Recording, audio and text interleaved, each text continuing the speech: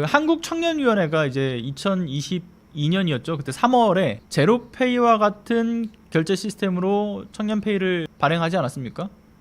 본인들의 목적은 그런 얘기를 했어요. 뭐 이를테면 그걸 내놓으면서 청년 창업과 지원과 청년 대학생들 대출, 장학금 지원 사업 이런 것으로 활용하겠다라는 취지로 청년페이라는 이름으로 코인을 발행했고, 그것을 이제 핫빗, 유니스왑, 뭐 맥스 이런 해외 거래소에다가 상장을 하면서 홍보에 열을 올렸는데, 그 과정에서 해당 코인이 성공할 수밖에 없는 4가지 이유를 강조를 하기도 했었죠.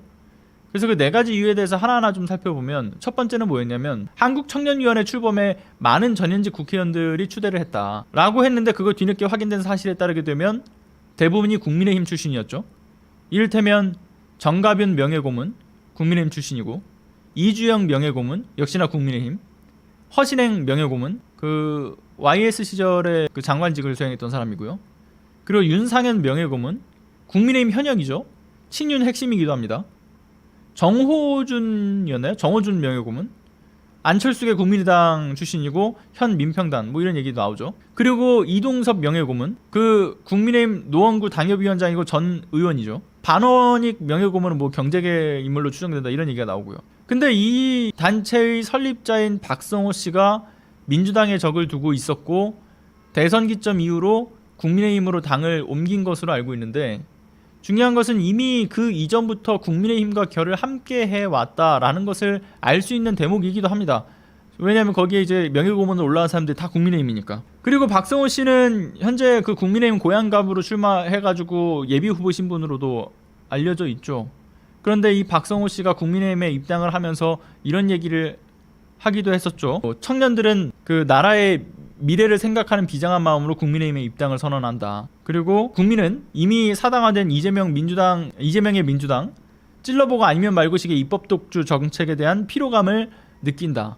이런 주장을 하면서 국민의힘으로 뛰쳐나갔죠. 근데 그런 그가 사실상 청년들을 대상으로 한 대규모 코인 사기 의혹의 당사자가 된 점, 여기에 국민의힘의 전현직 의원들이 전면에 나섰다는 점, 심지어는 스캠코인, 그러니까 코인 사기 사태로 논란을 일으켰던 위너지의 명예고문으로도 추대되었던 이동섭 전 의원도 앞서 말한 것처럼 관련자로 포함되어 있다는 점, 청년페이로 사기를 치고 이들이 또다시 위너즈로 옮겨가서 현재도 코인 사기가 계속 현재 진행형이다라는 의혹도 불거지고 있는데, 그런데 도대체 대규모 피해 사실이 있었음에도 불구하고 수사는 왜 미진한 것인지 납득하기가 어렵죠. 일단 이어서 청년페이 관련된 것에 대해서 그 다른 4가지 홍보 강조점이 있었다라고 말씀드렸는데, 첫 번째는 앞서 얘기했던 것처럼 전현직 국회의원들, 근데 다 국민의힘이었다라는 거 말씀드렸고, 두 번째 홍보의 강조점은 뭐였냐면, 뭐 유명 아이돌 그룹 멤버들이 홍보대사로 위촉됐고, 뭐 말레이시아 장관과 또 중국의 모 그룹도 함께한다,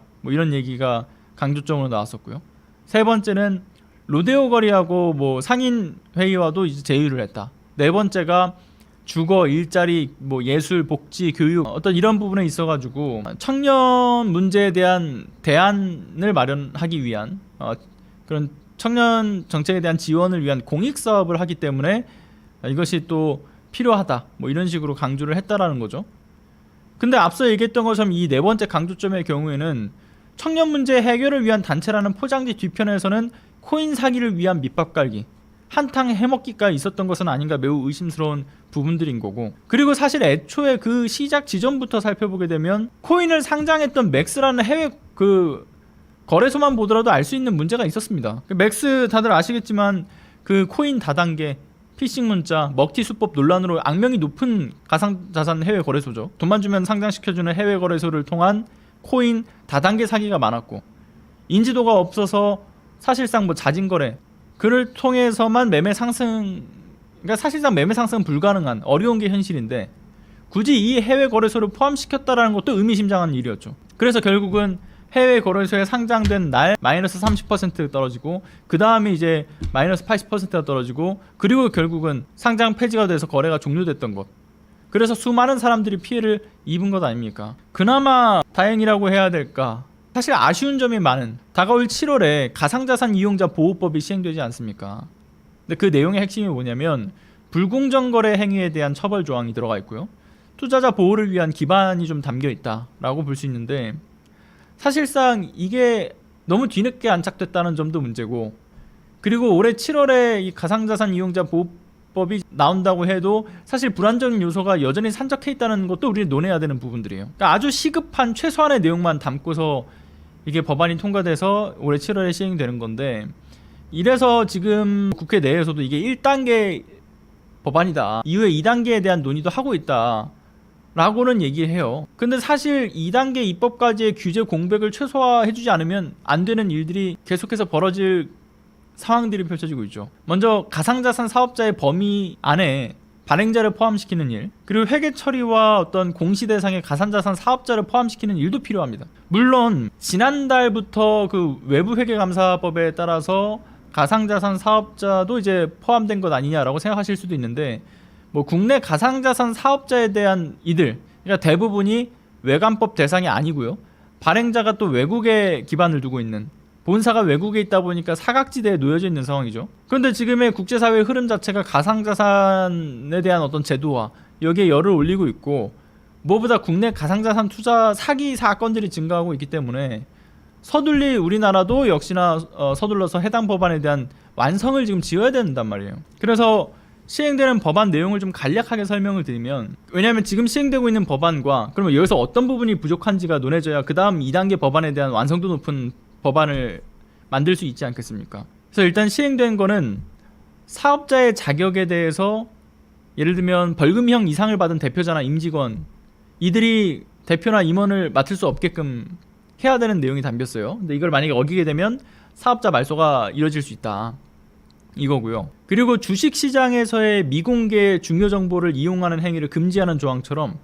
미공개 투자 정보를 이용한 가상자산 거래에 대한 것, 그러니까 이것도 역시나 자본시장법과 동일하게 적용을 받게 하는 점도 이번에 7월에 시행되는 법안에 들어가 있고, 가상자산 준수 여부를 이제 금융당국에서 판단을 하고 이에 대한 감독 처분에 대한 권한을 가지면서, 예를 들면 위반 사항이 발생했을 때 금융위가 직접적으로 징계 권한을 가진 점도 들어가 있어요. 그리고 덧붙여서 가상자산 투자자의 예치금을 가상자산 사업자들이 이걸 그냥, 원래는 이제 고유 재산하고 구분을 해서 관리를 해야 되는데, 지금까지 구체적인 어떤 예치 방법이라든가 안전성을 확보하기 위한 방안이라든가 이런 게 없었기 때문에 이거를 공신력 있는 기관에 예치해서 예치 및 신탁 관리하게 해야 된다.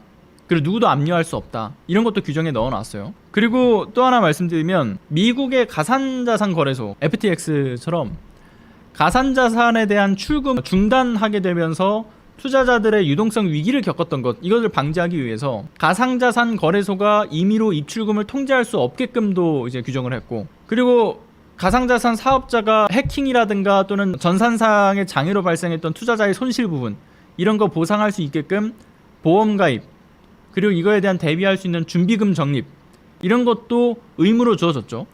다 필요한 부분들입니다. 다 필요한 부분들인데, 그런데 지금 앞서 얘기했던 거에 우리가 중요한 것들, 어떤 것들이 그러면 이제 2단계 법안으로 논해지고 완성시켜야 되냐. 일단은 지금 1단계 법안에서는 증권성에 대한 판단, 상장을 하는 거에 대한, 그러니까 발행 기준에 대한 이런 부분은 사실상 포함이 안 됐어요. 특히나 문제가 있는 요소들을 조금 더 디테일하게 말씀드리면, 가상자산 사업자의 불공정 거래를 감시할 수 있는, 그러니까 이상 거래를 탐지할 수 있는 어떤 시스템, 이 시스템을 누가 가지고 이 권한을 갖고서 문제가 생기면 그거를 위법한 행위로 해서 지적을 할 것인가, 그 주체와 방법이 없는 상황이죠. 근데 주식시장처럼, 실은 주식시장 같은 경우는 한국거래소가 이걸 관리하고 수행을 하지 않습니까? 그러니까 주체가 있어야 되는데, 지금 같은 경우는 각 거래소마다 다 주체가 각 거래소에 있어요.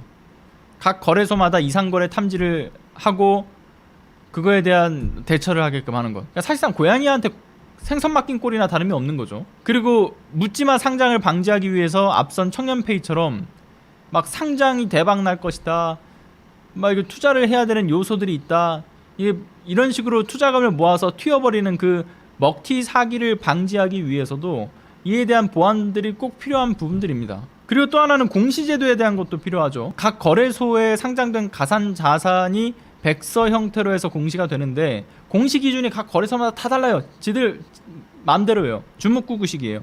그러니까 정보의 불균형 문제도 있는 거고, 이렇게 되면 지난해 그 테라 루나 사태처럼 반복될 수 있는 문제의 여지가 여전히 남아있는 거죠. 그래서 의무 공시 제도를 통해서 발행인의 공시 범위와 프로세스를 체계화하는 것, 이를 또 통합적으로 공시할 수 있게끔 하는 것.